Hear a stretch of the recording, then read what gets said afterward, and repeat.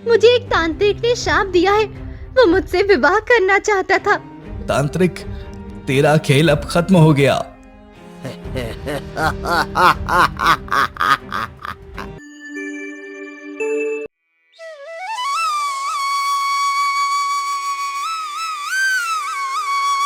एक बार की बात है, राजमहल में राजा विक्रम रहते थे। उनकी पत्नी का नाम मधु था। हमारे बाद इस राजमहल को कौन संभालेगा? भगवान ने हमें कोई संतान नहीं दी। अगर हमारा कोई बेटा होता तो वो राजकुमार होता और हमें किसी बात की चिंता नहीं होती।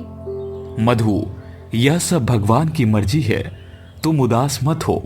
मधु राजा के पास से उठकर चली जाती है। तभी एक सैनिक आता है। महाराज, जंगल की ओर जाने के लिए घोड़े तैयार है। अब बस आपके आदेश का इंतजार है। सैनिक, आज तुम मेरे साथ शिकार पर नहीं चलोगे, मैं अकेले जाऊंगा। जो आज्ञा महाराज। राजमहल से बाहर निकलते हैं और घोड़े पर सवार होकर जंगल की ओर शिकार के लिए रवाना हो जाते हैं। मेरी पत्नी मधु बहुत दुखी है, उसे देखकर मैं भी दुखी हो जाता हूँ। आज मेरा शिकार करने का मन नहीं है, मुझे वापस महल लौट जाना चाहिए। तभी राजा को कुछ दूरी से किसी बच्चे के रोने की आवाज सुनाई देती है। यह बच्चे की आवाज कहाँ से आ रही है? राजा घोड़े से उतरकर उस दिशा में जाते हैं जहाँ से रोने की आवाज आ रही होती है। वहाँ पहुंचकर वे एक छोटे बच्चे को देखते हैं। इस घने जंगल में यह बच्चा कहाँ से आया? लगता है इसे किसी ने यहाँ छोड़ दिया है। मैं इसे अपने महल ले जाऊंगा। राजा उस बच्चे को लेकर राजमहल पहुँचते हैं। मधु देखो, मुझे जंगल में एक बच्चा मिला है। इतना सुंदर बच्चा जंगल में कौन छोड़ गया होगा? पता नहीं, लेकिन कोई माँ अपने बच्चे को यूं ही नहीं छोड़ सकती। आज से मैं ही इसकी माँ हूँ। ये इस राजमहल का राजकुमार होगा। इसका नाम आज से रोहन होगा। नहीं, यह मेरा पुत्र नहीं बन सकता और न ही इस राजमहल का राजकुमार। गुस्से में राजा विक्रम बाहर चले जाते हैं।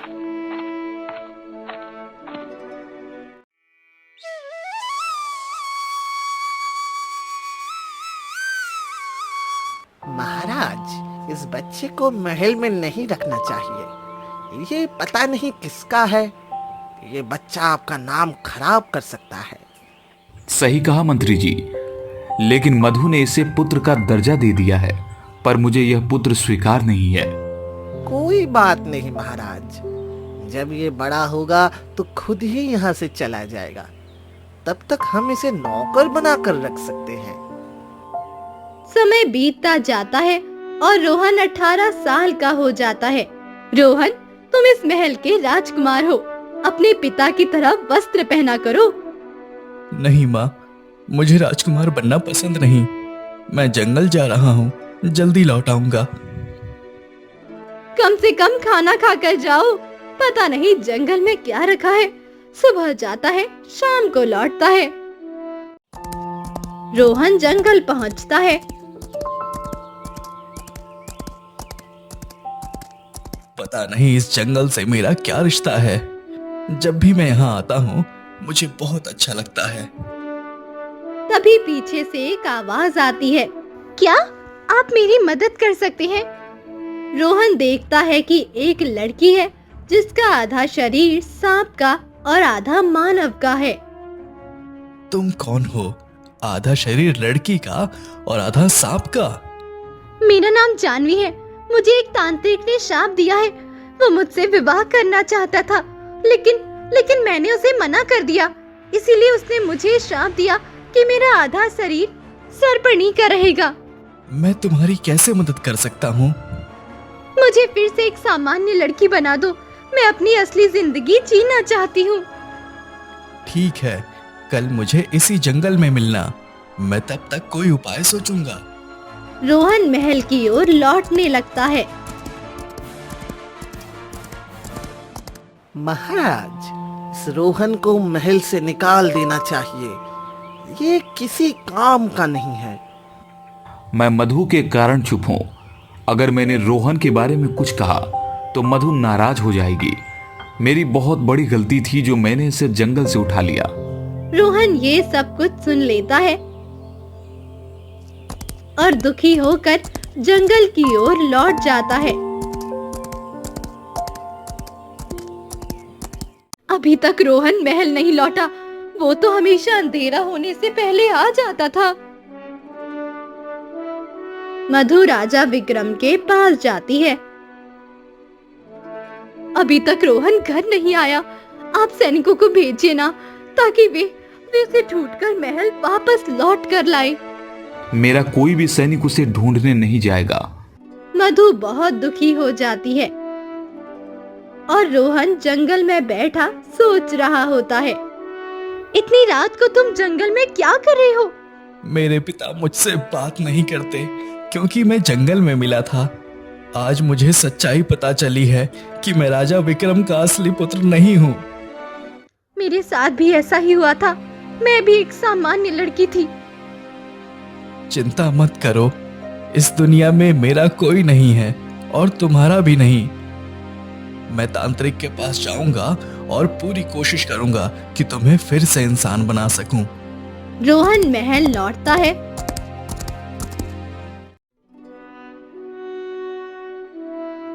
मधु गुस्से में खड़ी होती है। इतनी रात को कहां से आ रहे हो? पता भी है कि कोई तुम्हारी चिंता कर रहा होगा।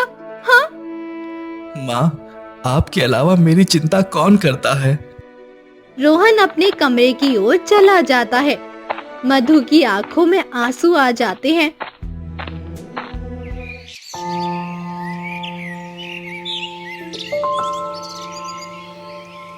राजा जी, पास वाले राज्य के राजा प्रताप का पत्र आया है। वह युद्ध के लिए आना चाहते हैं। मंत्री जी, हमारे पास सैनिकों की बहुत कमी है। युद्ध नहीं हो सकता। वैसे भी मैं अंदर से टूटा हूं। आप महल के ऊपर सफेद रंग का झंडा लगा दीजिए। वे समझ जाएंगे कि हम युद्ध के लिए तैयार नहीं हैं। पर वो युद्ध एक ही व्यक्ति से करना चाहते हैं। लेकिन मेरे अंदर अभी युद्ध के लिए हिम्मत नहीं बची है मंत्री जी। जो मैंने आपको कहा है वही कीजिए। ठीक है राजा जी। मंत्री महल के ऊपर सफेद झंडा लगा देता है। माँ, मुझे आपसे एक जरूरी बात करनी है। बोलो बेटा। माँ, एक दिन जंगल में मुझे एक लड़की मिली थी जिसका आधा शरीर सांप का था। उसका नाम जानवी है। एक तांत्रिक ने उसे श्राप दिया है। अब वो मुझसे मदद मांग रही है। लेकिन तुम उसकी मदद कैसे करोगे? माँ, ये तो तांत्रिक से मिलकर ही पता चलेगा। ठीक है बेटा, मेरा आशीर्वाद तुम्हारे साथ हमेशा रहेगा। माँ, एक और सवाल है। महल के ऊपर सफेद झंडा क्यों लगा है? बेटा, राजा प्रताप तुम्हारे पिता से युद्ध करना चाहते हैं। सफेद झंडा हार मानने का संकेत होता है। माँ, युद्ध राजा के अलावा कोई और भी लड़ सकता है? हाँ बेटा। तो ये युद्ध मैं लड़ूंगा। मधु बहुत खुश हो जाती है। माँ, अब मैं तांत्रिक के पास जाऊंगा। मैंने जानवी से वादा किया है। रोहन घोड़े पर बैठकर जंगल की ओर जाने लगता है। राजा जी, महाराज प्रताप अपनी हार देखकर बहुत खुश होगा। आपका नाम बहुत मशहूर हो चुका है राजा विक्रम। मंत्री जी, मैं आपकी बात से सहमत हूं, पर अब मुझ में युद्ध करने की हिम्मत नहीं रही। भगवान ने मुझे कोई संतान नहीं दी, जिससे मैं दिन रात बस यही सोचता रहता हूँ। इधर राजा प्रताप पूरी तैयारी में होता है। सैनिक, मेरे घोड़े पर एक चमचमाती हुई तलवार रख दो। कल सुबह मैं जल्दी युद्ध के लिए निकलूंगा। राजा जी, लेकिन आपको कैसे पता चला कि आपकी ही जीत होगी? आज से 20 वर्ष पहले मेरे घर एक संतान ने जन्म लिया था। राजा प्रताप, ये बच्चा सही नहीं है। जिस भी घर में ये रहेगा वहां हार होती रहेगी। तब मैंने सोचा कि इस बच्चे को किसी तरह राजा विक्रम को दे दिया जाए। मुझे पता था कि सुबह राजा विक्रम शिकार करने आता है, इसलिए मैंने बच्चे को झाड़ियों में रख दिया। राजा विक्रम उस बच्चे को उठाकर अपने महल ले गया। अब मुझे यकीन है कि साधु की कही बात झूठी नहीं हो सकती। राजा विक्रम युद्ध हार जाएगा। राजा जी, ये तो बहुत ही बुद्धिमत्ता से किया आपने। इधर रोहन जंगल में पहुंचता है। जानवी, तुम भी मेरे साथ चलो उस तांत्रिक के पास। ठीक है रोहन। जानवी और रोहन तांत्रिक के पास जाने लगते हैं।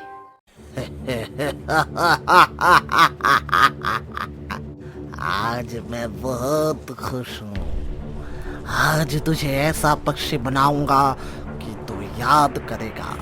तांत्रिक, तेरा खेल अब खत्म हो गया। ये सर्पिनी तुझे यहाँ लेकर आई है।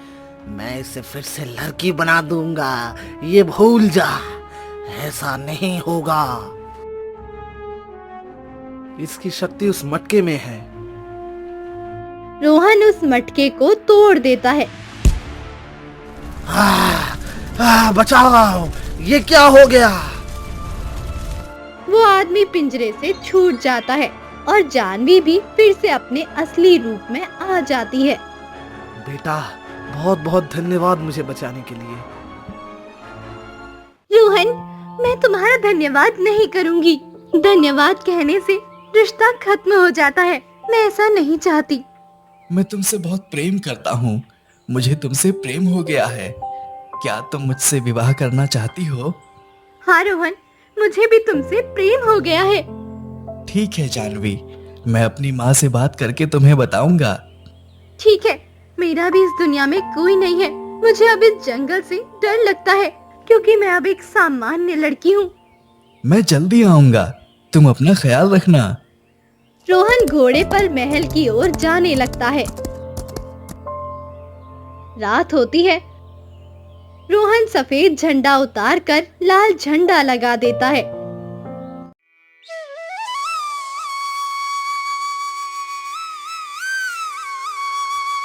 एक सैनिक राजा प्रताप को आता देखता है और भागकर राजा विक्रम के पास जाता है। राजा जी, राजा प्रताप युद्ध के लिए आ रहा है। चिंता मत करो, वह झंडा देखकर वापस लौट जाएगा। नहीं महाराज, झंडा लाल है। यह कैसे हो सकता है? और जब झंडे की ओर देखता है तो झंडा लाल रंग का होता है।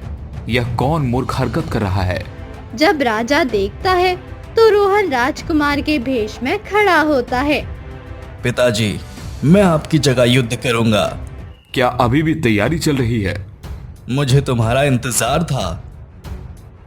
अपने पिता को भेजो। यह बच्चों का खेल नहीं है। हम दोनों में से एक ही बचेगा। हमारी दुश्मनी बहुत पुरानी है। आज इसका फैसला होगा। मैं पिताजी की जगह युद्ध करूंगा। रोहन उसके पेट में एक और तलवार मार देता है। मुझे मत मारो, तुम मेरे बेटे हो। मैंने तुम्हें जंगल में छोड़ दिया था, पर अब मैं तुम्हें अपने साथ ले जाऊंगा। और राजा प्रताप की मृत्यु हो जाती है। उसने तुम्हें सच्चाई बता दी। तुम उसका बेटा हो, फिर भी तुमने अपने पिता राजा प्रताप को मार दिया। जिसने मुझे पाला, बड़ा किया, सुख दिया, वो आपका महल था। आप मेरे पिता हैं और मैं किसी को नहीं जानता। राजा विक्रम की आंखों में आंसू आ जाते हैं। पुत्र रोहन, मुझे माफ कर दो। आज से तुम इस महल के राजकुमार हो। आज से महल के ऊपर लाल झंडा ही रहेगा। सभी खुशी मना रहे हैं।